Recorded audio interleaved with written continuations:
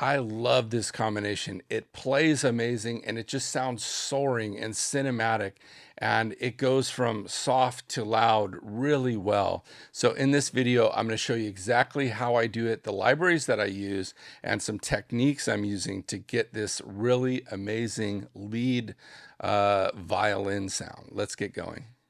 Hey guys, before we get started, really quickly, if you want to join our film scoring and music production community, we have a once a week training that's completely free to you. You get to meet other producers, other composers. We talk about music production from different DAWs, different sample libraries, and we have a lot of fun, and it's going to be every week. It'll also be recorded in case you can't attend live, but I would love for you to join. So click the link down in this description, sign up, and come when you can. There's no pressure. We would love to see you there. It's going to be awesome. You know, one of the problems about sampling and playing sample libraries is that each individual player doesn't come across. So let's say we had a violin section of 16 violins that we wanted to play them all together. Well, we really don't get every player's perspective. And while they work together, as they change notes, everything's not quite just perfect, right? And when they record a sample library that is a legato sample sound, they are telling everybody going 1, 2, 3, play. And so you don't get the sense of change of time or dynamics between the string players.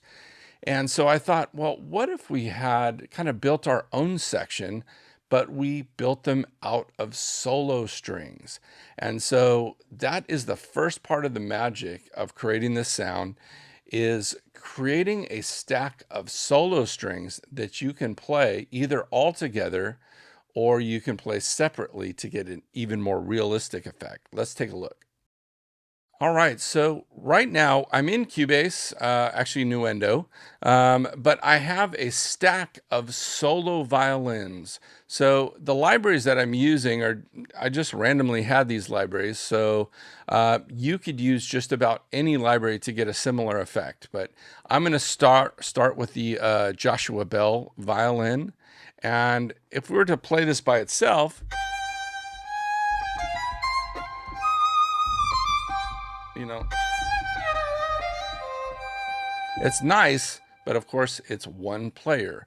But if you have enough bandwidth in your computer and you have different libraries that have solo string sounds, you can start to stack these things up with multiple libraries. So the libraries that I'm using specifically, because I know a lot of you will want to know, one's the Joshua Bell.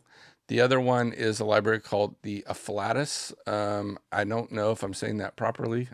Library, all right, and that's their first chair violin. And then Audio Imperia's solo violin here. And then the Friedlander solo violin. And then Abbey Road solo violin. And I use the Performance Legato. And then there is another one that is a live patch that sounds a little different, so I grabbed that one. And then the other one that I really love and I use all the time is LA Scoring Strings. Whether you have version 1, 2, or 3, it doesn't matter. They all will sound good. And I have a couple different variations on this LA Scoring Strings. And so what I do here is I will stack them together to get a sound. But what's important is that these sounds by themselves can be, a solo violin can be a little harsh, you know.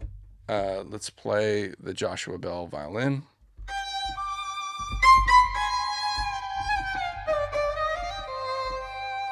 So what I do and what you want to do is take an EQ. In this case, I'm at about almost 3 hertz or 3000 hertz. And you're going to want to find the spot that is kind of the nasty spot in the violin. And I typically do this anyway. I will find real resonant peak in about this area. And each library is different. So I would go through each instrument and notch out this nasty curve so you get a more dull sound. We don't want each individual sound to stick out. Rather, on each one, we find that resonant peak between 2 to 5K and kind of notch that out so you get more of a softer tone. Again, it sounds, it kind of almost sounds muted at this point. But if I do that to every single library that I have and listen to it, you will get this kind of effect.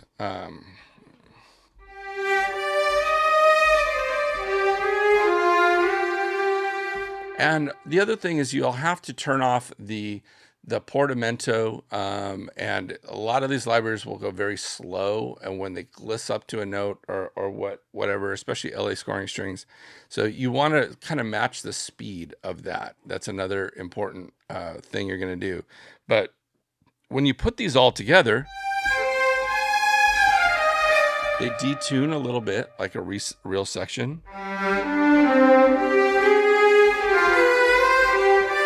And also these solo violin patches, typically they've been programmed to play well faster.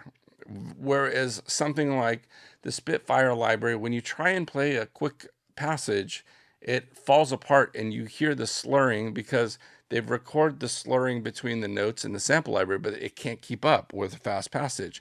That's why almost all these libraries, their demos, are all these beautiful slow pieces because they sound great. But if they were to try and do something really fast legato, they sound awful usually. So, if I can move quickly with this sound. That even by itself is a nice kind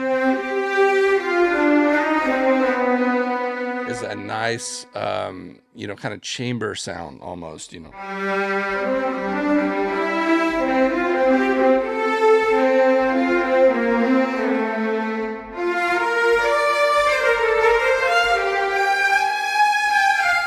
So I love that. And so moving on from there, then I'm going to overlay one of my other solo violin larger section over that. And so you want to find the balance between your violin stack, your solo stack is what I'm calling this.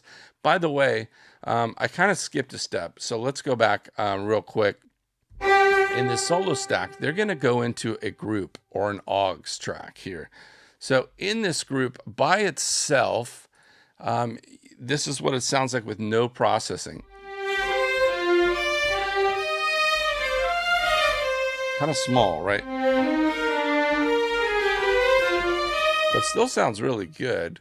But my kind of secret treatment for this is I am going to, over the whole group, notch out that kind of 3K region that sounds kind of nasally in violins. And I'm also going to roll off some of the low end and some of the high end to get a softer tone, so it's not so strident. So that's the first part. Here's without the EQ. Here's with the EQ. So a little softer. The second thing is I love this. It functions as a compressor, but it's also it has a kind of a vintage tape emulation and saturation.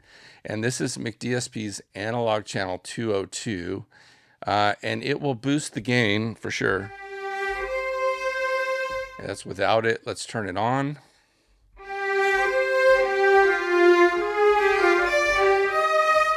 Without it. With it. Brings it a little more in your face. All right. If you have an LA2A, whether the Waves or Universal Audio or your DAWs LA2A, it would be just fine. That would be a great substitute for this as well. And any EQ could also do what we did in the other part. All right. So the final thing would be to put a little bit of reverb on it. And in this case, I'm using Valhalla Vintage Verb, and I'm using the Lexicon 300 Hall at about 2.5 seconds. and I put it in line, and we get now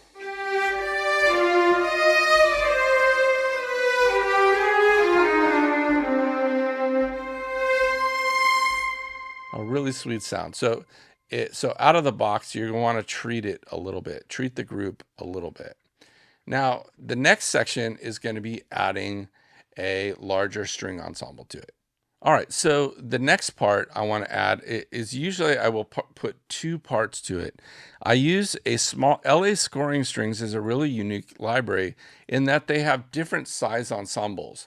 And so this violin C is a smaller ensemble that they have, and I am overdubbing this with it. And I can't remember, it was like 4 players or something, so it's not a huge section, but it also responds really well. And I think I have it in my violin stack, so I could probably pull it out of my violin stack right now. But this will add, this adds just a little more flavor.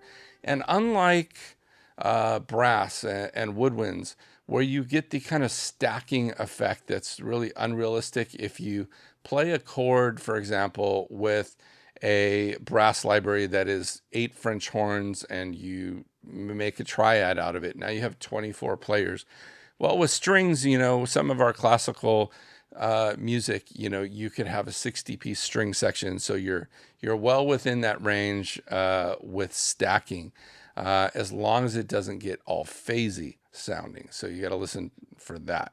Okay, and then the next one that I'm going to put on here is the performance sample Pacific Strings 16 violin legato patch. All right, and this could be any library. It works fine with, you have Spitfire strings, if you have Cinematic Studio strings. In my string library, I have Spitfire legatos, and also libraries that will make chords and do all the effects. Then I have Cinematic Studio strings, I have performance sample strings, and then I also use the afflatus strings as well, depending on what I'm doing.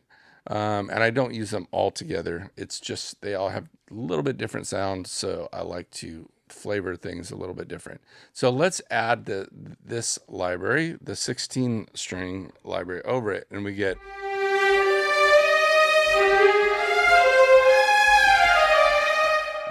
let's close this, and you can see this one working.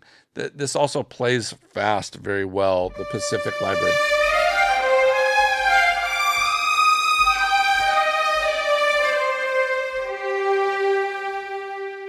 Wonderful. So we could just record something really quickly with this, with our stack, and then we'll add an ensemble patch over it and kind of hear how it sounds.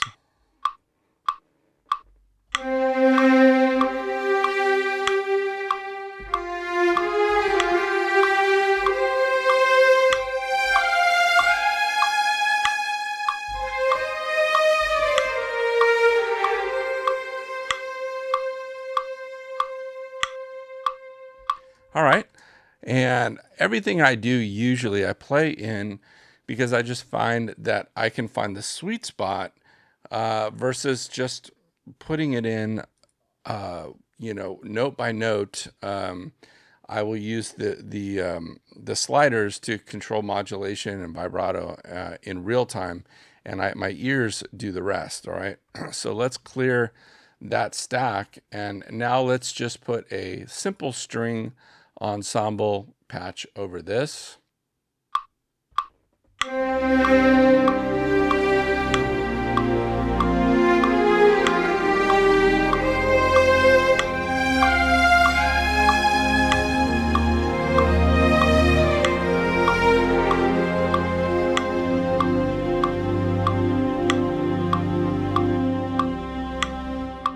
So let's just, for fun, let's add a cello part over this and see what we come up with.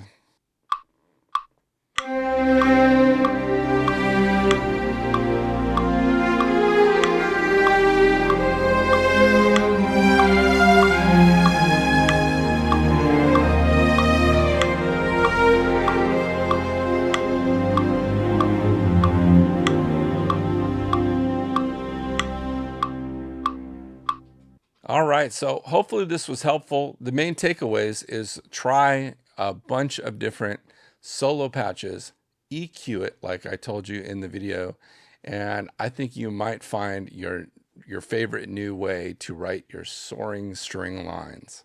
All right, if you're interested in more, I hope you join me. Go to scorecraftacademy.com. We teach film scoring from the ground up. We have different courses that you can take. I would love to work with you personally, and we'll see you on the next video.